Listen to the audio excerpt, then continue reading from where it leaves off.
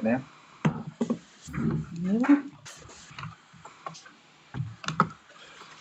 Good morning, councillors, staff and members of the public gallery. Federation Council wishes to advise members of the public that council meetings will be recorded and available after each meeting on council's website.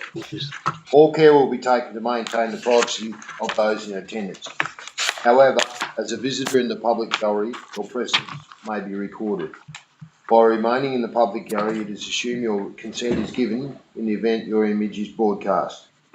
This includes any filming by television cameras if attendance is approved by General Manager or Mayor. I'd like to acknowledge the traditional custodians of the land in which we are meeting today, the Bangarang people, and acknowledge the Aboriginal and Torres Strait Islander people who now reside in this area. I extend that respect to elders, past and present, of the Bangarang nations. I'll now call for apologies and applications for leave of absence by councillors. We just have the leave of absence that's already been approved for Councillor Meagle, and also apology for Councillor Bronwyn Thomas, who's had family bereavement. Thank you. So moved by Councillor Wales, seconded by Councillor Whitechurch. All in favour? Aye. Against? Carried. We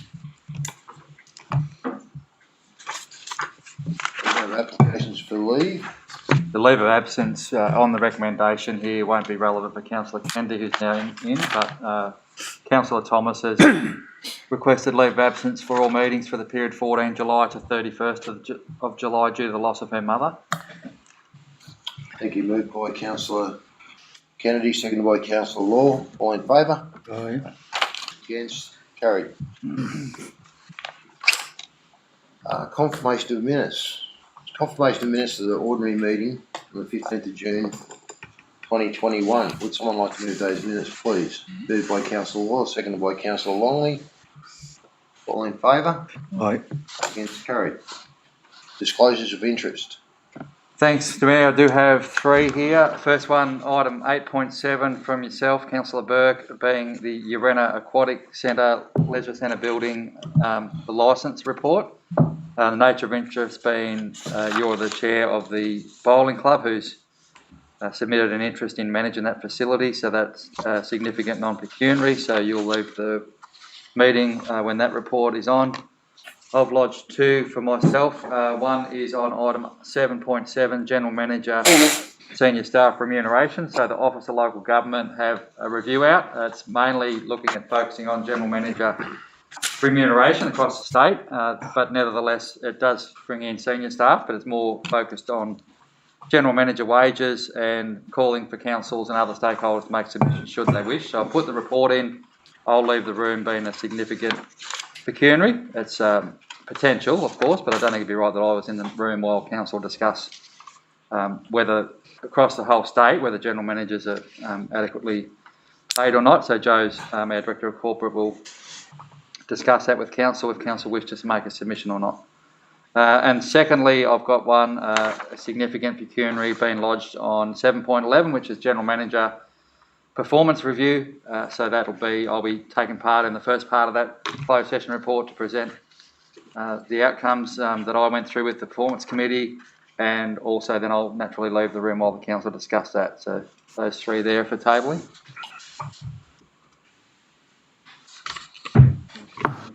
Thank you. Would someone like to move that be received? Moved by Councillor Kennedy, seconded by Councillor Law. All in favour? Aye. Against? Carried. Item number 6, the Merrill Minute. Councillors, on behalf of council, I'd like to offer our condolences to Councillor Thomas and her family with the sad loss of her mother last week. Our thoughts and prayers be with her at this time. Thank you. Someone like to move that minute, please. Moved by Councillor Law, seconded by Councillor Kennedy. All in favour? Aye. Against? Carried. Item number 7, the General Manager's report. Just asking council to bring forward report 8.10 in the Director of Corporate Services reports, and that is on rates harmony. And before council hear the report, I'd like to invite Mr. Robert Pearce, who has lodged a request to address council at this time. And Mr. Pearce, the regulations around masks are that the speaker is allowed to remove the mask, provided they're socially distanced still. So we've granted that, especially to all the other boards to be heard better. So come forward, Robert, and your glasses not to fog up as well. Hopefully. Yeah, sorry, we'll get a motion. Someone like to move that, we move those reports. Thank you, moved by councillor Lawson. All in favour? Aye. Against, carried. So is everybody comfortable if I remove the mask? Yep. Thank you. Keep over there. Now, my name is Robert Pearce, obviously, and I wish to address the rates harmonisation in regards to, I feel option A was preferable to option B, and because I think council, when they've been seeking special rate variation, they've continually quoted that residential rates are some of the lowest in the state. However, farmland rates are up with the average, and option B will see farmland rates rise slightly and residential rates stay the same. I think option A, I think there's scope for residential rates to rise slightly to keep farmland rates at a reasonable level. My understanding that there are large farmers in this Federation Shire that are paying between $50,000 and $80,000 a year. Director Shannon could possibly verify if that is correct. There are some ratepayers, farmland ratepayers, paying significant amounts of money. The exact quantum or the number of them, I would need to follow that up. Thank you. I was speaking to a ratepayer on Sunday who's paying just a fraction under $50,000 a year. And he said his biggest concern is he's not getting work done on the rural roads, which he needs to be able to access to run his farm. And he also pointed to another farmer who has got he's got a big operation going. He's done all the infrastructure within his farm to be able to access his silos, his hay sheds and that. But his concern is now he may fail to meet contracts because if the roads get any worse, he will not be able to get a semi from his farm gate to the bitumen road. And I think across the farming community, the biggest concern is we don't feel that we're getting value for our rates due to the condition of the unsealed roads. The other day, I went to turn up the unsealed road and there was a new sign put up, unsealed road, conditions changed, picture of a car sliding sideways, drive according to conditions. And one of the most concerning things was the post holding that sign was right in the middle of the drain. Clear indication there's no future intention to clear the drains, and if the drains aren't kept clean, the roads will fail, and we're experiencing that right now.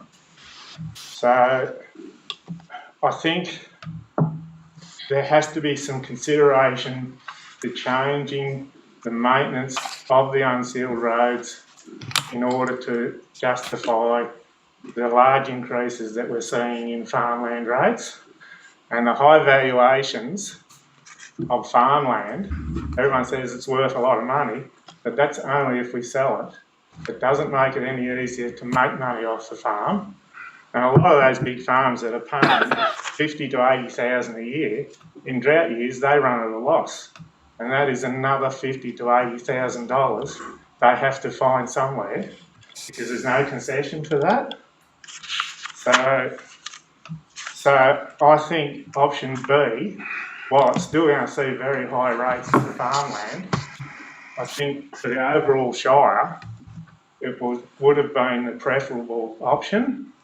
There were 30 people voted in favour of option A out of a rate base of only 13.26% of all ratepayers. There were only 33 votes for option B, which is recommended to be accepted, and that is from 86.74% of the rate base. So if you were to bring those figures in relation to the number of ratepayers affected, that is a huge vote in favour of option A. What I would like to ask is, when you vote on this agenda item today, each councillor just gives a brief,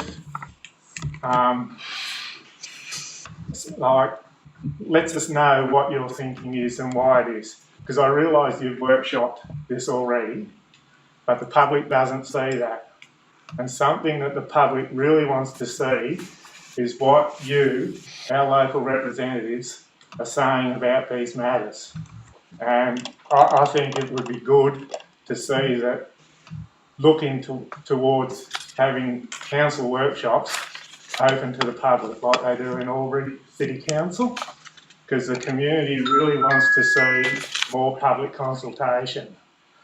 I think another thing that could be considered here at a future time is to arrange a meeting with farmers to discuss what is needed in the maintenance of roads. I'm sure Director Carmichael would be able to give some input to the farmers, and the farmers could give some input to Director Carmichael and his staff.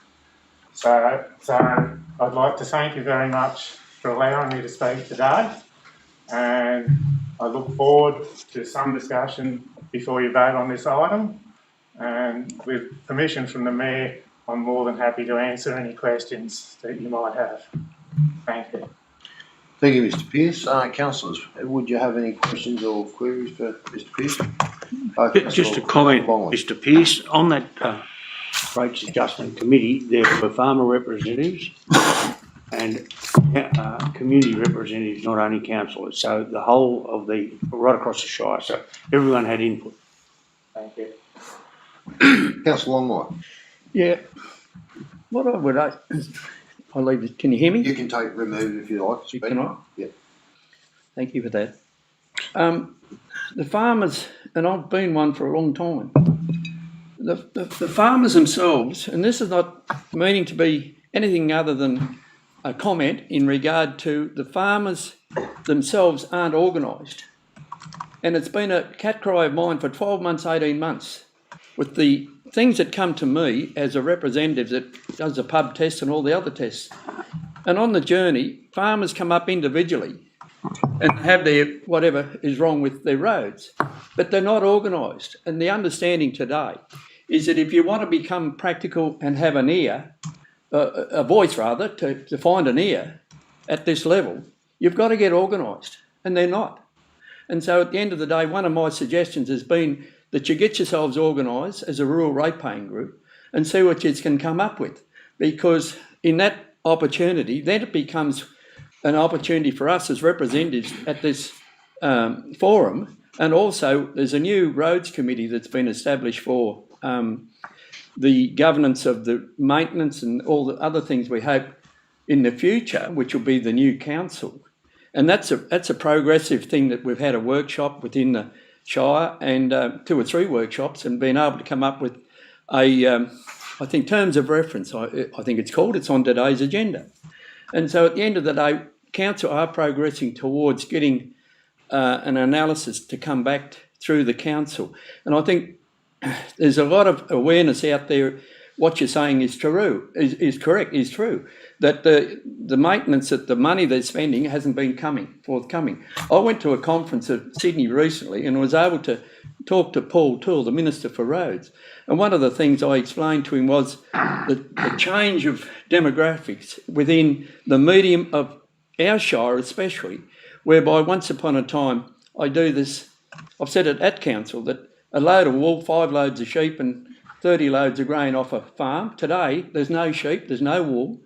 90% of our area within the Shire is under crop. And so there could be 100 or more loads of grain come off that crop and off that farm. And in the meantime, a lot of input in urea in the wintertime. And the grain today is delivered during the wintertime. We see B-doubles everywhere going now to Melbourne, and they bring fertiliser back. So the whole thing's changed, Rob. And I think the council are aware of it. And I think going forward, it's something that is positive to be able to relate to get to happen. The thing is to make it happen and to get the budget out of rate money towards that attitude to fix the roads. It's what I call the first 10 kilometres from the farm gate to a collector or regional road is what you've just mentioned today. So I think council will take that on board, and hopefully the new council will, to be able to do something about it. Thank you. Am I able to respond to that, Mr. Yes, if you'd like to. Well, thank Councillor Longmire for his comments. And the reason I'm here today is to try and instigate exactly what he's saying. Yeah, good. It was suggested to me I was wasting the time, but to me, someone has to make the first step. I'm not a large rural ratepayer, I'm probably on the small side, but I'm hearing what Councillor Longmire is hearing. And so someone has to make the first step, and that's what I'm doing today. And because I can see council's got major infrastructure problems ahead unless it starts to address them. And rural roads is one and sewerage is another. So I just think we have to take the first step, and if the council can organise some sort of a meeting with the rural ratepayers to get a more, combined voice, I think that would be great. Thank you. Just in closing, I'd just make a couple of comments in relation to that. Council has been doing a lot of work, particularly as Councillor Longmire has indicated, with a Director of Engineering and a team to put together that the committee, have the conversation with the farmers to select the important roads and the criteria and the amount of grading and which of the bus runs right throughout the shire. And I take on board that there's people that are paying large amounts of rates, and I also understand that they have large amounts of country, and that's why they're paying large rates. So to me, whether you're paying large or small, it's still important when we need that infrastructure in place. I totally agree with all your comments in relation to roads and access, and creating equality, whether it be farmers or residential, it doesn't matter. But where we are restricted as a council, we can push the limits, which we certainly want to get as best outcomes for our roads and as we can, but our rates will never cut it. Our rates will never provide the money for that sort of infrastructure. So we're totally reliant on whether it be state or federal grants to get, I suppose, that perfect situation, which then fluctuates from season to season, whether you have a wet year and floods, which is damming on the roads, and then you have the drought years, which are also damming, and so we're also going through all those natural trials that go against, you're putting money in and it's getting undone fairly quickly. So congratulate you for coming to council and highlighting it, and I'd like to assure you that council has done a lot of work. He's doing a lot of work, and it's front and foremost. It's a topic that comes up a lot. Unfortunately, the public aren't hearing all that. But anyway, we're certainly there, and I'd like that message to be known loud and clear. Thank you. Just to make a quick point too, to councillors and to Rob, all councillors are aware of it. So the way the council has worked best with the community on major issues is by forming those advisory committees like the Rates Committee. So the intent, and a special number of project committees like whether it be Cora Skate Park, the pool. So they've worked well when the community get involved with councillors. So certainly that was always the intent going forward with the Roads Committee, and Councillor Longmire has been very supportive of that process as well and approach, and it'd be an ongoing committee. We wouldn't see that as a project committee to go forward. And Steve, through his team, the first sort of couple of years have been the last year or so especially, has been massive on the data collection to get a whole heap of better condition data, put the two shire road networks together in terms of a base. So I think if he went out anywhere earlier, it's all right to have these workshop meetings in halls or wherever you are, but you get a lot of discussion. But where Steve's been able to get to with his team is the Transport Asset Management Plan, which is a lot of the base data. And then going forward, certainly over the next few months, the Road and Drainage Strategy is at a draft stage, which is a lot of input. It's nothing about getting things and then try and present something to the farmers, but it's about getting all that base information out there so then they can be very involved. Not only farmers, a lot of other rural road users as well. So, but certainly the intent is to form a committee of councillors, key staff, and whether the shire's involved into divide into quadrants to get 2 or 3 from each area. I think that's going to be a really positive way forward. And Steve's been quite open as well, our Director of Engineering, with the figures around what the road network and related infrastructure needs going forward. It could be anywhere between 3 and 4 million to get back to an ideal situation in road funding. As the Mayor said, it'll never come from our current rate base, and our grants have been good from government when they've brought forward these new ones, like fixing local roads, but you never know when they're going to run out either. Our recurrent grants we get every single year are never going to do it. They keep the Band-Aid on some of the things with reseals, but when you're looking at some of those, not only the condition of the unsealed roads, but especially some of those down the Cora end, especially some of those little skinny bitumen roads out there that are, they're at the point where you can't do anything with them other than, rip them up and do them again. So I just wanted to make that clear that the intent is to have a fully functional community committee going forward. If I could just make one very quick comment, I'm sorry to hold your time. Yeah, well, just a quick one and we'll Yeah, finish off on that As one. far as drainage goes, at the moment, it's becoming very evident where the problems are, but obviously nothing can be done. So I think it's important that is recorded and come back in the summertime. And sometimes it's only a very small amount of work to clear a drain, but it can't be done now, and I fully accept that. But we must record that and get back to it when it's dry. Thank you very much. So thank you very much for your time and listening to me. I appreciate it. Thanks, Mr. Pitt. Thank you. Okay, we'll move on with the... Robert, I've got to do the report. Oh, sorry. On that report. Yeah, We'll do the report. Yep. So I ask Joe to present on 8.10. Thank you, Mr Mayor. Thank you, councillors. This report recommends to Council the adoption of a new common harmonised rating structure to apply across the entire Federation Council area.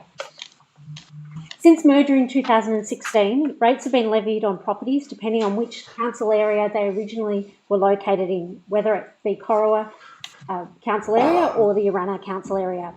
Quite different rating structures have been applied. One had a base rate plus an ad valorem based on the value of the land, while the other had an ad valorem based on the value of the land with a minimum rate or minimum amount payable. Rates harmonisation is not about increasing the amount of rates that are collected by council. It is about how the total rates collected by council are distributed between ratepayers.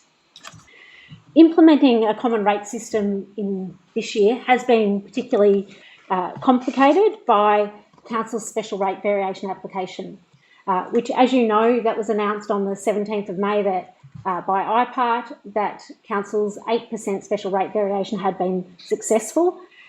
This meant it was very late in the financial year that we were able to have really clear modelling and clear options to be able to engage with the community in relation to rates harmonisation. In seeking to have a common rating system, some property assessments will increase and some will decrease. In my view, the recommended model before you today minimises these changes, whilst also recognises Council's earlier position to apply most of the 8% special rate variation as a $67 increase per rateable property across the whole council area. Following extensive analysis of the rating options available to Council, consideration of the impact on the properties in various localities across the council area, feedback obtained from members of the community through the community engagement process, and discussions through Council's Rates Advisory Committee, the recommendation before you today is to adopt a simple rating system that is easily understood and is consistent throughout the council area. The recommendation before you is to adopt option B with a $348 base rate plus an ad valorem or rate in the dollar that varies depending on whether the land is farmland, residential or business land.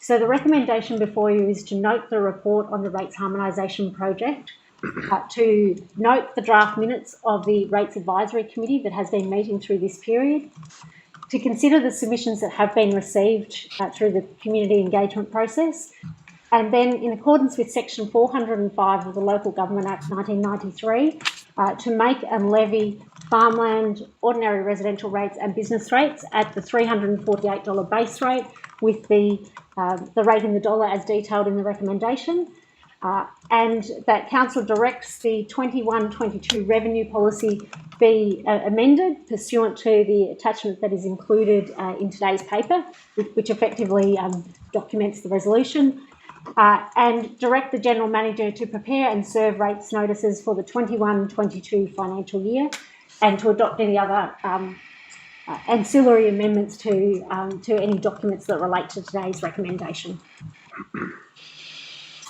Thank you. Could I have a move, please? Moved by councillor Longmire, seconded by councillor Kennedy. Questions or comments, councillors? Councillor Longmire. If I can speak to it, Mr Mayor. First of all, can I just pull this Yes. down a fraction? Thank you.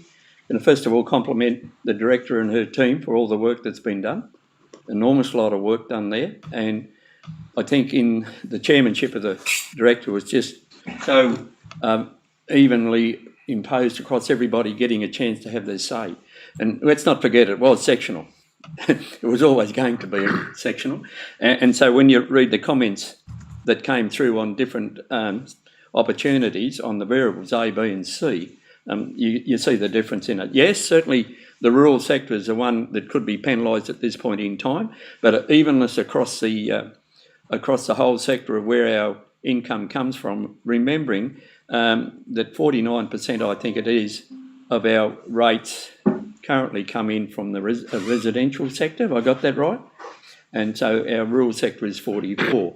So to try, and it's a very difficult job with all the variables that came up, but certainly to come to a conclusion where it was formulated and the numbers that come in here on the survey, where it came back, that evidence once again supports most of what the logical thinking is. It's quite amazing that if we look at the statistics given here, the former Corowa Shire had 87% of respondents and the former Urena Council 13%, as I call the numbers in percentage terms. I guess that's based on the population. It'd have to be that. But certainly we can come into the medium in discussion in our committee, and there were lots of discussions, but one of the ones was that in the farmland sector where we have so many acres out there against the imbalance of the population where along the river and in close in the old Corowa Shire, that's where the basis of the population is. You know, when we amalgamated, it was 11,000 to 1,100. But I think the catch cry is, and has to be, for the population. Certainly the acres are important for production, but certainly it's people that write the cheque out, not the acres. That probably sounds a bit different, but at the end of the day, I said that at the committee meeting the other day, that we have to give the services to the people as best we can. It's difficult for the people at Miranda and Borey Creek where they don't have a heated swimming pool in their backyard. But that's what it is, and we're a long way away from changing that for a long time. And so if we can take it on board and start somewhere, remembering the other variable in it is the villages against the towns. They're two different options again that people have brought up. The sector with the environmental sector, like there's people who've got country locked up that's got no production at all. That's another sector. And I think if it's an opportunity, and I understand it is going forward, that these things in the future can be debated and put into position, certainly with the skills of the input from your staff, to make an opportunity of variance again that could, in the future, settle the thing down and get on with it. Thank you. Any comments, further comments, councillors? Any comments on the recommendation? Councillor Longley. I'd support the recommendation. There was significant debate where the villages and the towns, the smaller communities versus the large communities rate. Let's call it a reduced rate, because the smaller communities don't have the same or get the same facilities that we do here along the river and the three larger communities. But Director Shannon sort of spoke to me and advised me and gave me some good information, which I sort of now support the option B. I'd just like to make a comment. There is a review to happen sometime next year. Is that correct? When we determine whether we have a village or a town. Correct? Thanks, Councillor Longley, if I may, Mr Mayor. So we established the Rates Advisory Committee earlier this year, and its role goes along for the next couple of years. It wasn't just about rates harmonisation. We've set it up so that it can support council in looking at the rating structure over the next couple of years. One of the things that has been discussed at the Rates Advisory Committee about is whether council should consider a residential rate that's split between the towns, villages, and potentially rural residential. And that's something that the committee can continue those conversations. Councillors can continue those conversations, and if that's a direction council wishes to go down, that is something that could be considered before next year's rating structure is adopted. Can we put a determination on date on that, please? Before the next rating, so it's not a rushed procedure towards the end of the year? We can put some timeframes around that if council would like to consider that. Thank you. Any further comments there, councillors? Well, Director Shannon, I'd certainly like to congratulate you. It's been a big, long process. The information that you put forward to the committee has just been amazing. The way that you have handled different personalities around the room. Very, very clever and very respectful at all times. I'd certainly support the same option, B.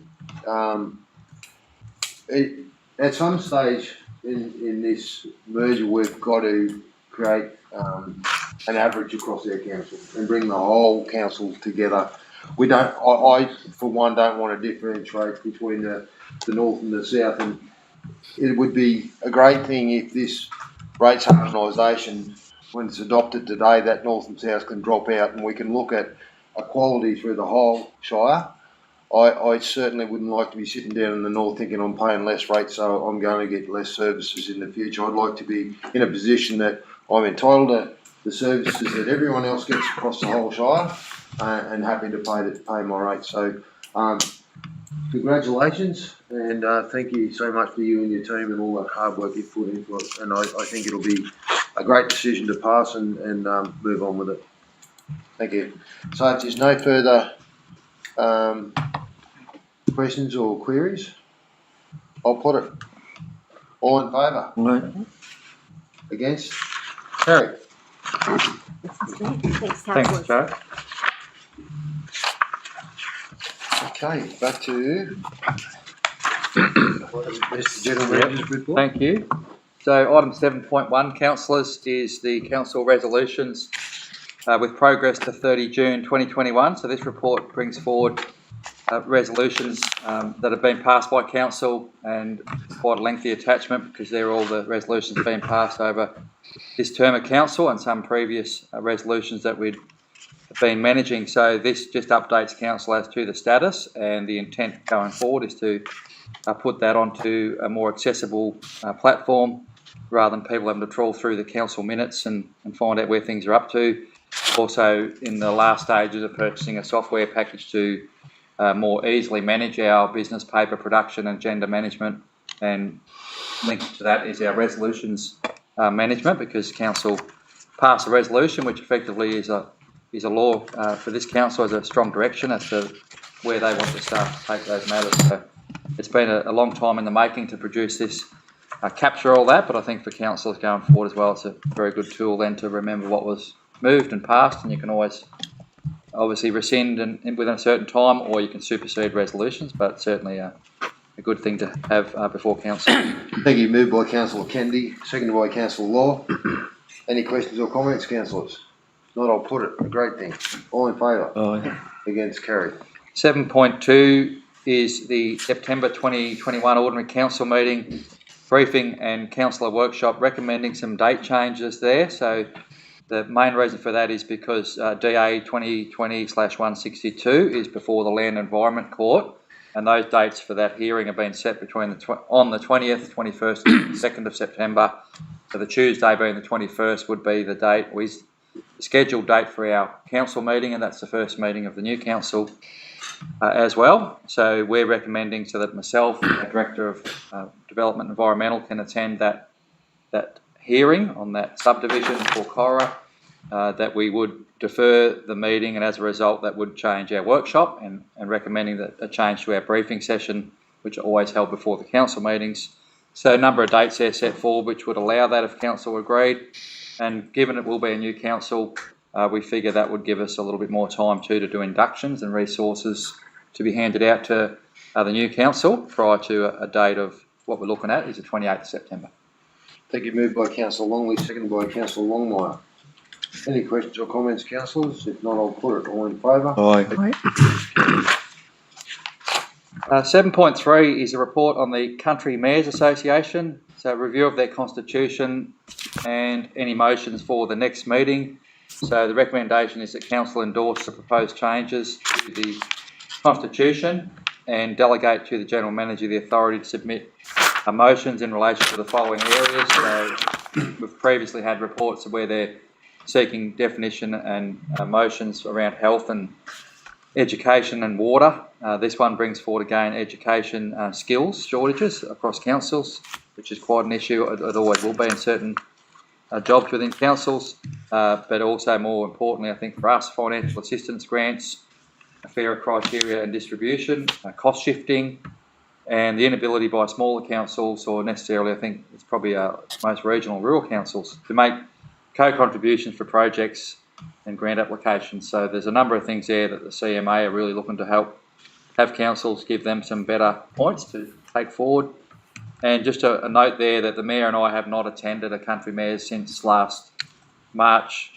I don't know the date of our last meeting, but when COVID first came in last March, that was really where we stopped our travels to Sydney, and the Country Mayors Association, I'm not sure why, but they don't have an online virtual meeting. They've been requested by a number of different councils to have that ability now, because every other organisation's been able to do it, but they still haven't been able to put that forward. And so the August meeting has now been postponed to somewhere around November, and they're still not looking to have a virtual attendance. So that's something we'll continue to take up.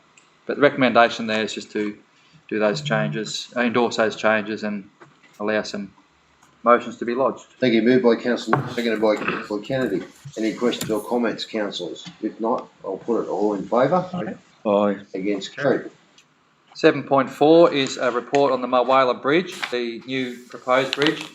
And the New South Wales Government have, and we're in the middle or towards the end of a public consultation phase, seeking views on the green or the grey route. So this report just highlights, I suppose, the journey Federation Council's been on in regards to gaining the community views on that way back in 2019. So Council resolved to favour the green route based on the strong community support. So that's come through now with the recent visit by Minister Toole and our local member Justin Clancy and others, which Council are aware of.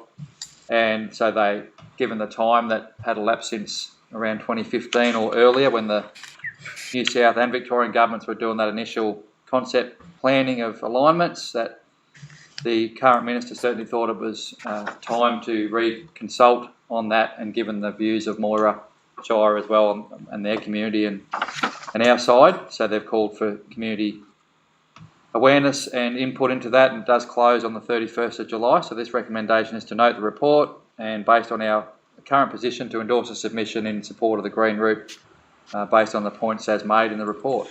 Thank you. Moved by councillor Wales, seconded by councillor Whitechurch.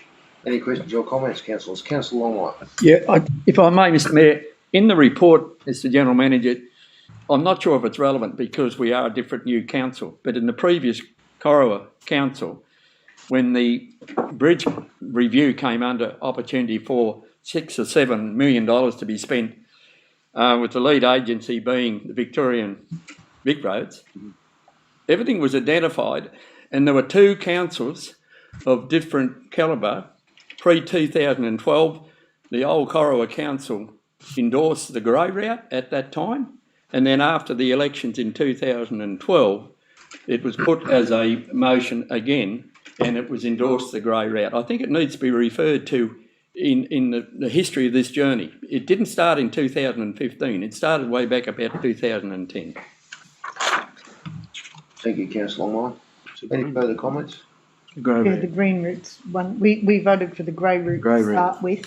Yeah, now it's the green Yeah, route. but now. Progress it's been- sensors, then. Yeah, That's the one we voted for. And should I make note, if I may, there's councillors sitting around this table today that at that time it was a majority decision. It was everybody voted the same.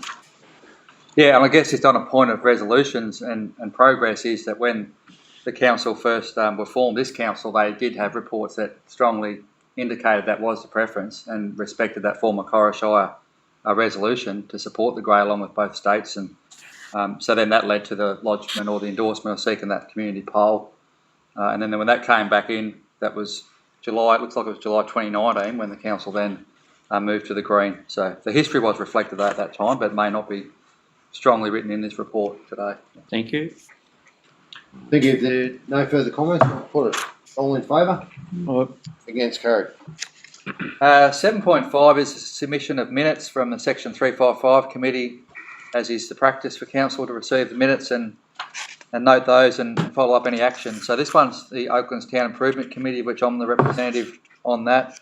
The Mayor and Councillor Thomas also attend those meetings as available. So the board recommendation is to receive and note the minutes from Oaklands Town Improvement Committee 22nd March 2021 and 7th of June, and to note the issues and risks raised and follow up on those areas under council's control. And certainly the minutes are well articulated there. So there's a number of issues around the status of the bore at the Oaklands pool, funding that council provides to the committee, some compliance issues out there around the town, which council's regulations and police as well are following up best we can. Some discussion about a youth basketball court, and some discussion here on West Karugan, stock and domestic water access to the Oaklands Lawn Cemetery, and reviewing town skip bins and tip time. So there's a whole range of different areas where we weren't able to resolve, those ones. They need a fair bit of follow-up, quite separate issues there within, and staff are across many, if not all of those, as in working towards some of those. So. Thank you. Can I have a move, please, councillors? Moved by Councillor Kennedy, seconded by Councillor Law. Any questions or comments, councillors? If not, I'll put it. Councillor Watson. Mayor, just on that one, obviously when these things come to council, we are aware normally only then when we see them as a report from, unless you are one of the attendees at the meeting. I'm just wondering, for my own benefit and I guess for the councillors, where does that then go? Obviously it lands in the staff's hands, the appropriate member of staff, as to how we deal with it, and some of those things like the request for the West Karugan scheme, well, that's probably out of our hands, but we can bring it to the West Karugan attention, I guess. Where's the follow-up then? Because if it says, so I go out to Oakland, someone says to me, oh, it was brought to council, what's been done about it? Do we get some feedback on there or the follow-up? Just so to continue on there if the process happens, and then we get back to these people that have raised concerns. Probably the main thing, I guess. Yeah, it is a good point. So we haven't got a real clear agreed system across all those different committees as to how that works, other than have the staff member responsible. So me in this instance, track those, but it's not an easy situation like that. So we are working through with those committees. We're hoping to continue to implement systems where they either become part of an action sheet, and if it's council don't support, because some of them we probably can't support, and reasons for, they would get a letter back saying that's a discussion and decision. Not so much council laws having to make resolutions on those if they're part of the skip bins discussion was a decision made as well. So there's probably things that have already been actioned, but I think, like you said, it's just important that they get letters back to, so their next minutes they can say that they're at least been heard. Yeah. Mr. General Manager, would the software we spoke about, endorsed earlier, would that come into play here at all, help at all? Or? We'll certainly consider that. Yeah. Yeah. It's been moved, seconded. Just need to put it. If there's no further comments, I'll put it. All in favour? Aye. Against, carried. 7.6 is the council decision making prior to the September 21 local government elections. So it formally notifies council of the caretaker period for council, which commences 6th of August ahead of the local government elections, and it clearly lists out the areas where council must not exercise functions. So that ranges, and they're outlined within there about entering into a contract or undertaking expenditure or receipt of an amount equal to or greater than 150,000, or 1% of the council's revenue from rates in the preceding financial year, determining controversial development applications, appointing or reappointing the council general manager, except for temporary appointments. In certain circumstances, there can be functions, but only with the approval of the minister.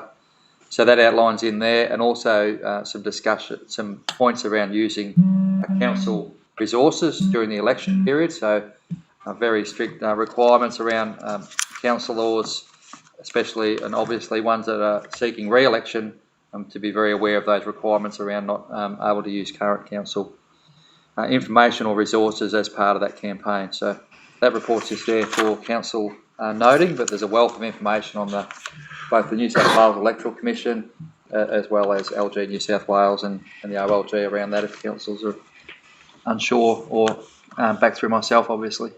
Thank you. Moved by councillor Longley, seconded by councillor Law. Any questions or comments, councillors? I'll put it all in favour. Aye. Against?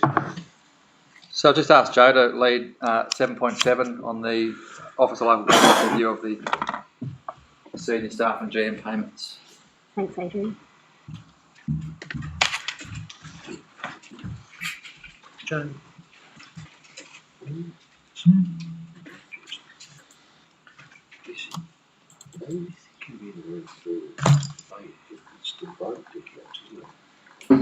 Depending if they're comfortable.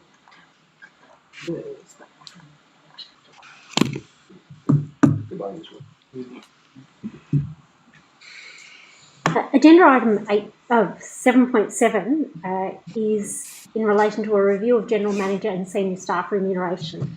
The Minister for Local Government has announced a review of general manager and senior staff remuneration.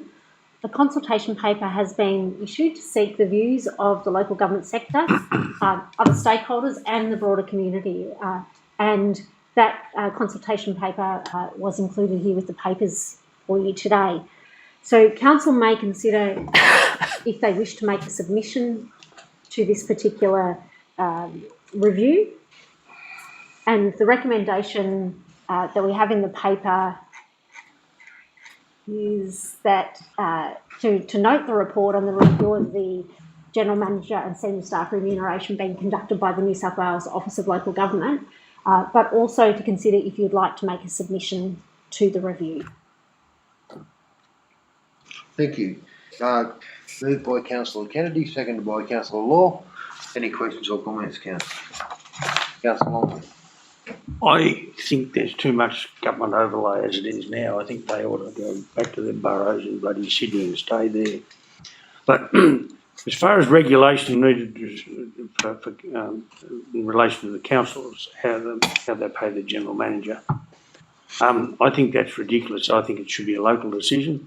If they're going to limit the amount of money that you would pay somebody, then you limit the ability of the people that you're going to employ.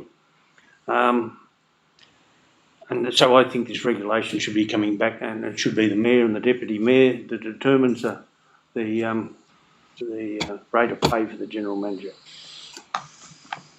Thank you, councillor Longley. So are you suggesting that that we put in that, submit a recommendation from council as to? I'll take a few more before I make a comment. Councillor Longley. A question in regard to the opportunity for council as an entity. How do we do that? Do we just, if you wanted to make a comment as a councillor, how do we do that? How would we go about it? We'll do it automatically as a council. Click on. Yeah, individual councillors can make their own submission because you are Do it a community. individually?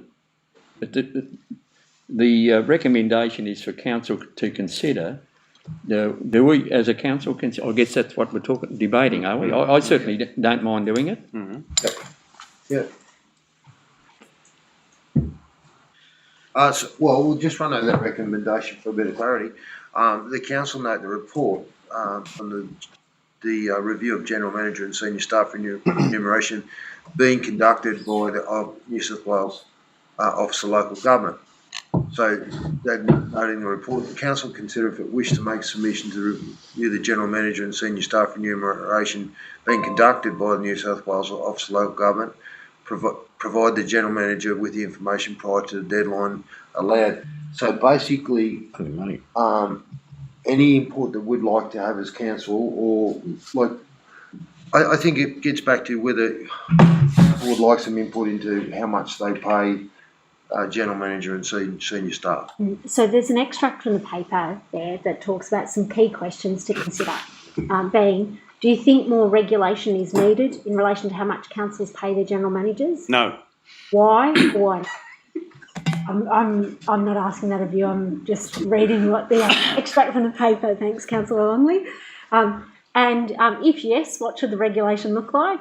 And who should decide how much councils pay their general managers? So it's those types of matters that council needs to form a view on of if it wishes to put in a submission saying that there should be no regulation or that there should be regulation and the why. So we're more or less voting on if we wish to make it one or not make one, pretty much. Yeah, and I think think so. we have a Yeah, I think position, we should submit. I reckon we make one. Yeah. Definitely, Tell them what we think. exactly.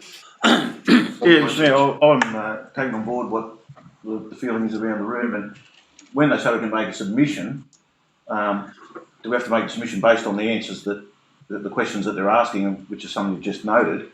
Because I'd be dead against it. I mean, you've got the minister now wanting to ask us what we're going to pay our senior staff and directors, yet we've made 4 submissions as this council through meetings, through state meetings, through motions about the council remuneration on how low it is for no answer and push to the side, but yet they want to now have an input into what we pay the managers. Tell them nothing. I would give them nothing and make note of it. We're all on the same page.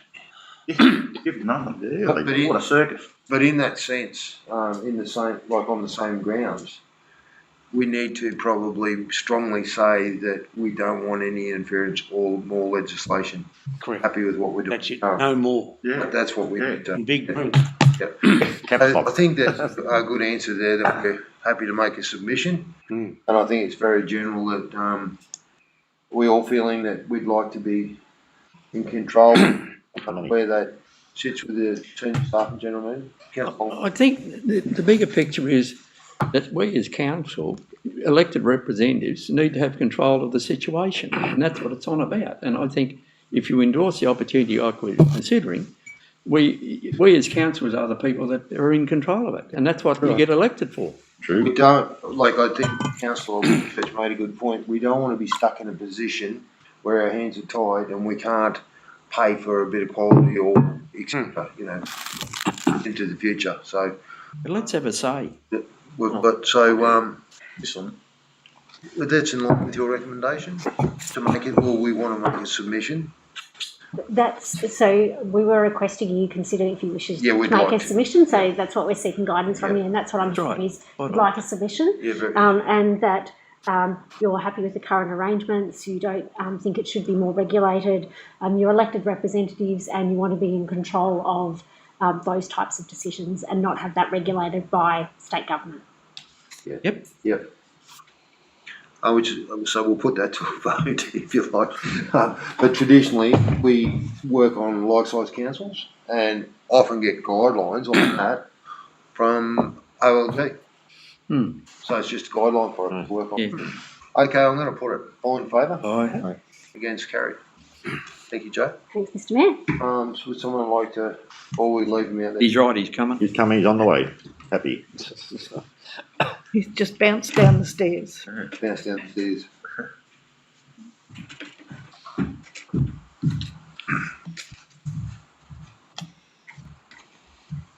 Okay. 7.8 is the Urena Caravan Park Management Contract and a request for increase to contract remuneration. So that recommendation is there to defer So move. to closed session. Moved by Councillor Longmire, seconded by Councillor Kennedy. All in favour? Aye. Right. Carried. 7.9 also seeks a deferral to the closed session as the report that Ramjo has led, our joint organisation, to recommend council appoint a regional panel of code of conduct reviewers. Moved by Councillor Wales, seconded by Councillor Whitechurch. All in favour? Right. Against, carried. 7.10 is the Urena Multi-Purpose Health Services. The hospital and community centre up at Urena and the Murrumbidgee Local Health District have prepared a draft clinical services plan to support a new facility to be built up there. So that recommendation, and we can discuss further, is to note the report on that and to support the submission that the Urena LHAC has sent forward. Thank you. Moved by Councillor Kennedy, seconded by Councillor Longley. Any questions or comments, councillors? Would you like to question? Yeah, Sorry. Did I say, I actually seen, there was actually right up in the Board of Mail about this the other day, that they've actually got some money organised for this. Is that correct, Pat? Or? I wasn't sure that it was funded. Pretty much like the plan's been approved, but the funding, I think, Yeah, might take be the money out, yeah. Yeah, I think that's right. Yeah, this one goes right back. It was the first ever MPS built in the state, so the new model where they combine level of aged care as well as community service as well as emergency and fit for purpose for community sizes, but they've been built right up through the state and even into bigger centres as well. They're very successful, but the Urena one was the first one built, so it shows the age of that and the issues that have come about, but certainly a really strong staff cohort and the local doctor and things like that all make it work, but it does need a new one. And what we were always told, even through when Greg Applin was the MP, that you had to get that CSP and then that funding can come through, and that's why they're really keen to get our submission back in from the LHAC, because I'm on the local health committee as a community member, just to try and put that forward. So just for the awareness as much as anything. Thank you. Councillor Law. Yes, thank you. I was chairman of the Corowa Hospital at the time that this was built, so it's quite a few years ago now. And it's most important that the smaller village of Urena, which also includes Oakland's services to Oakland's, has a standard that is fitting for the people out there. It must be very worn down by now, and it's important that the smaller villages have these services. That multi-purpose centre services quite a large area around Borey Creek and everywhere else, and I think we should fully support this. Thank you, Councillor Law. Councillor Longley, did you have a comment? I just agree with Councillor Law. Yep. Thank you. And if there's no further comments before I put it on, I'd like to say too, it is exciting. As the doctor's been managing such a great business up there in the Black for some time, it's very efficient. Just to be able to expand it is really something that we're all looking for down there. And as Councillor Law said, it does service an amazingly big area. So if there are no further comments, I'll put it all in favour. Aye. Against, carried. And 7.11, it's my annual performance review, which conducted yesterday. And coming forward, we're seeking the attendance virtually of the facilitator from Local Government Management Solutions later in the morning, if possible. So recommend deferring that report to a closed session. So moved by Councillor Law, seconded by Councillor Kennedy. All in favour? Aye. Against, carried. You're probably right on it. Yeah. Thank you. Councillor Longmire, would you move to? Oh, so moved. Ben? Thank you. Seconded by Councillor Law. All in favour? Aye. Against, carried. Thank you. Okay.